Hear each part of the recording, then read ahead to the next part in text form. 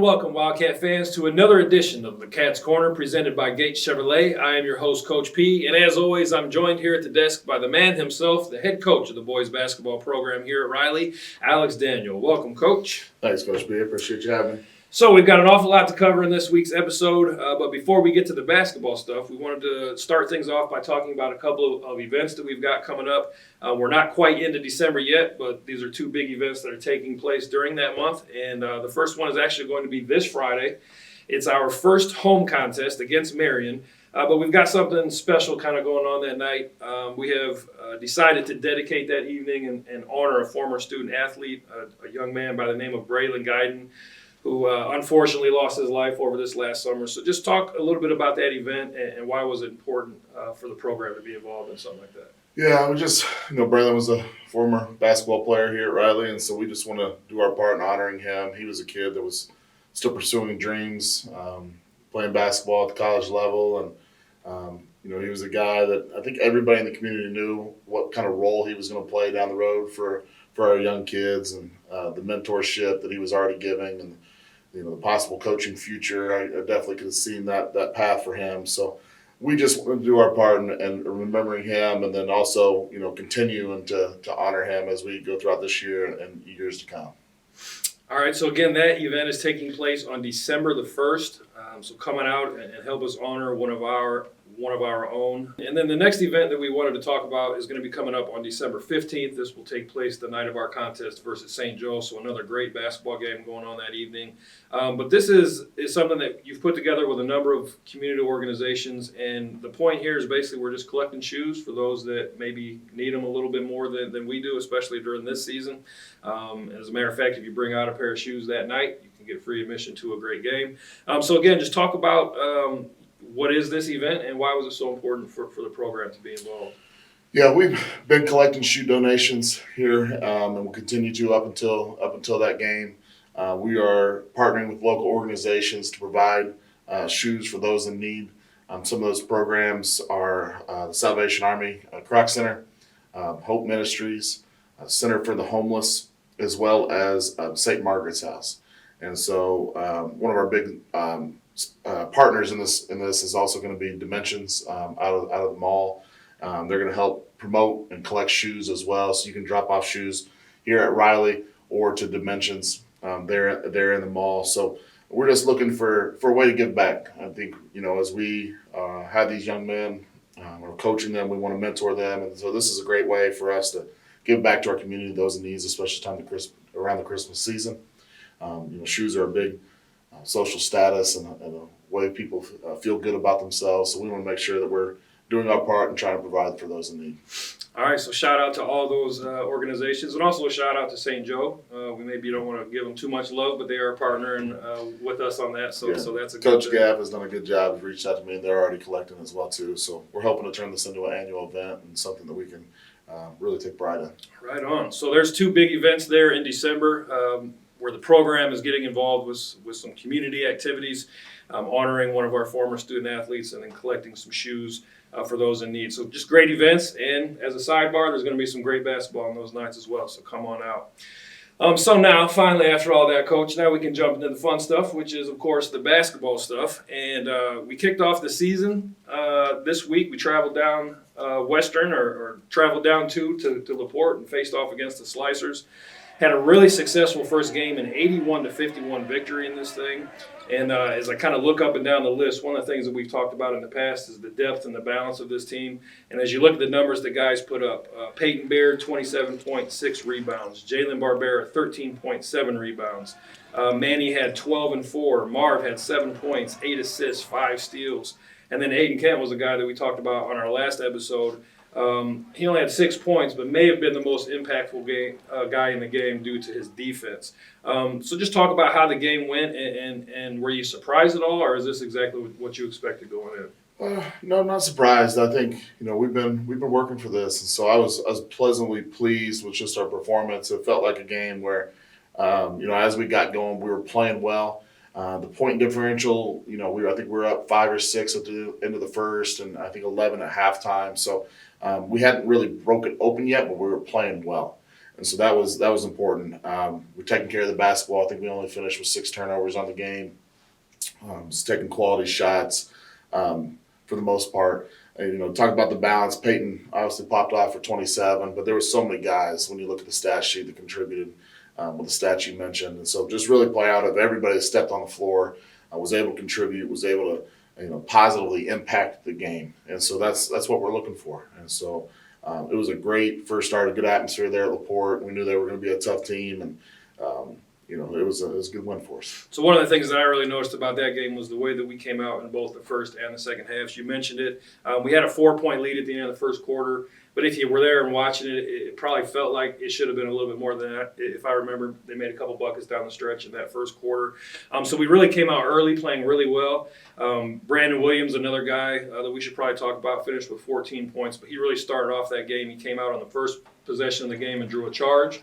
Turned right back down, went down on the other end of the floor and ended up hitting a 3. And so really just got things kind of moving in the right direction right away. Peyton had a couple of big slams there in the first quarter. And then coming out in the third quarter, it seemed like they kind of took that to the next level. In that third quarter, we outscored them 31-15, so a dominant third quarter. What did you say to them in the locker room at halftime to get them to come out there that much more focused? Yeah, I think it was at halftime, we really just talked about some detailed stuff on the defensive end. We shot the ball really well in the third quarter, which helps, especially from the 3-point line. I think at one point we were 11-12 from the field during that time. So we just wanted to concentrate on a few defensive things, making sure we were communicating on our ball screen action, on some of the curl cuts, and cleaning up the glass. So we did that in the third quarter, and then the offense, obviously kind of poured it on as well. So kind of really blew the thing open at that point. But, the guys have, like I said, we were playing well in the first half. We just didn't finish quarters very well, first and second quarter. So we felt like that margin at halftime could have been a little larger, and we just needed to kind of clean it up. But credit to them, they came out and performed. So all in all, as far as first games go, are you happy with how things went? Obviously, the score says that we should be happy, but as a coach, are you happy just kind of where we're at as a team? Yeah, that can be deceiving at times, the Right. score. So, you go back and watch film and try to tidy up. There's definitely things that we have to work on. It's very early in the year. But for this time of year, for where we are, obviously we're an experienced group. I like where we are, but we gotta keep pushing.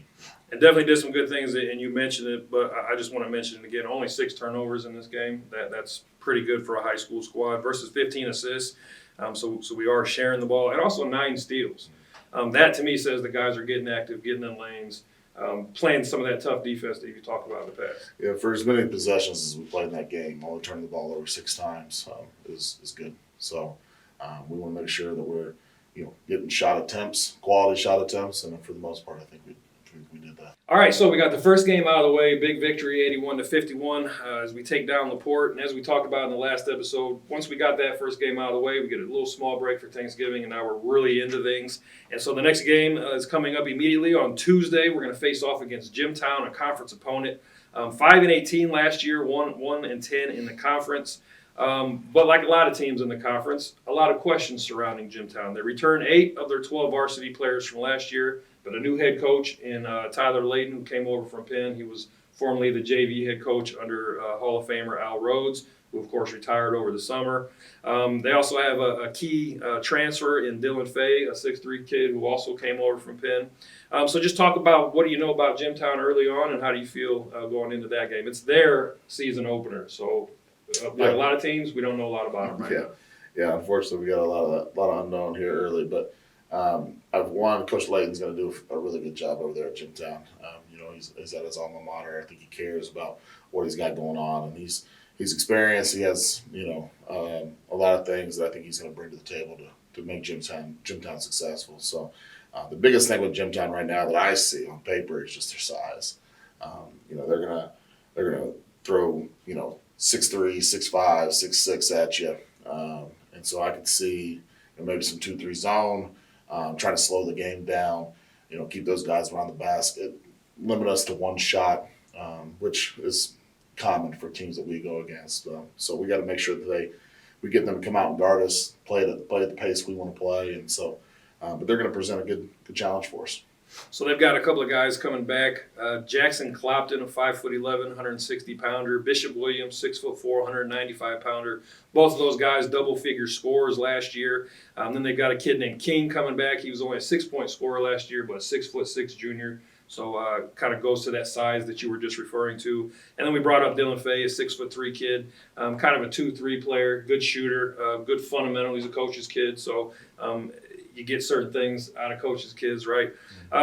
So do you expect Jimtown to be much improved from last year? I know it takes time to build things. Yeah, it'll be interesting to see this early in the year. I mean, like I said, I think he probably has some football kids, so we'll see. But they, like I said, their size alone, and I think there would be a little bit, you mentioned the Clopton kid. Anytime you bring a point guard back to a team that's capable like he is, he has the ability to control a game and kind of decide how they want to play. So they definitely present, some issues for us. And, with it being a conference opponent, we just want to make sure that we come out and take care of business. We talked about the game on December 1st. That's going to be against Marian. Very strong program, a good team traditionally, 23-3 last year, 10-1 in the conference.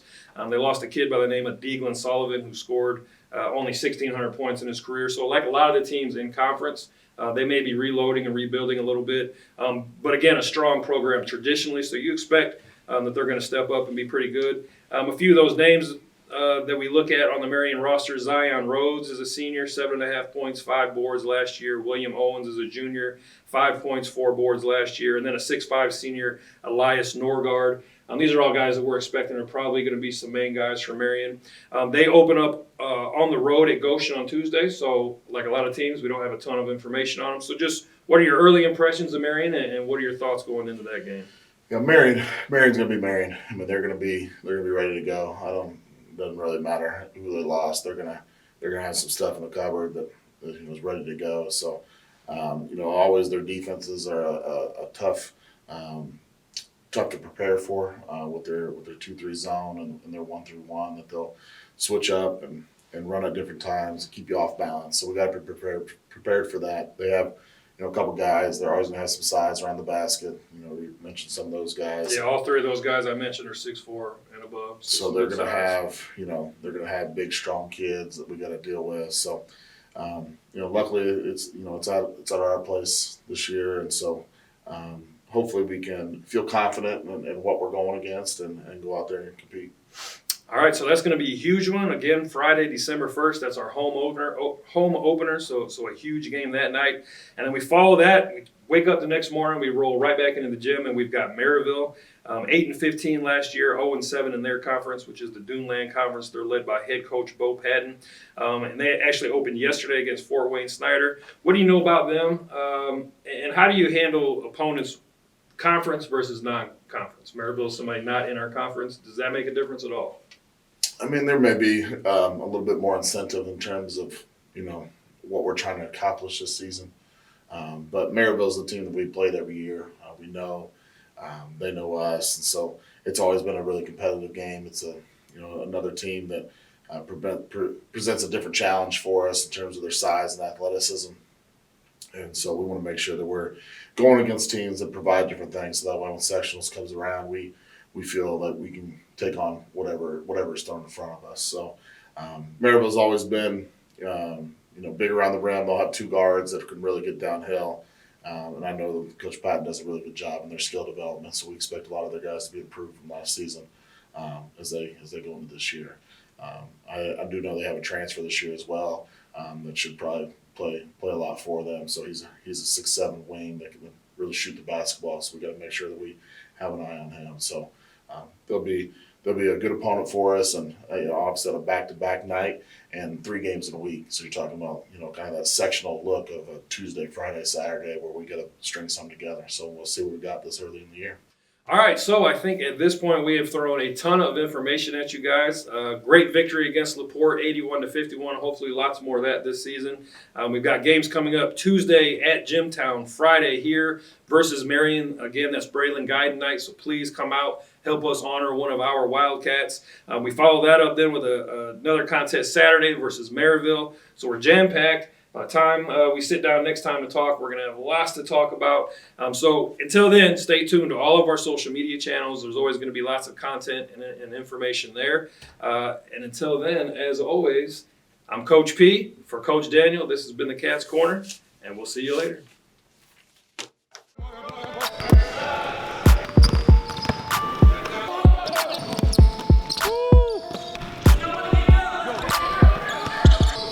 I want to freaking win.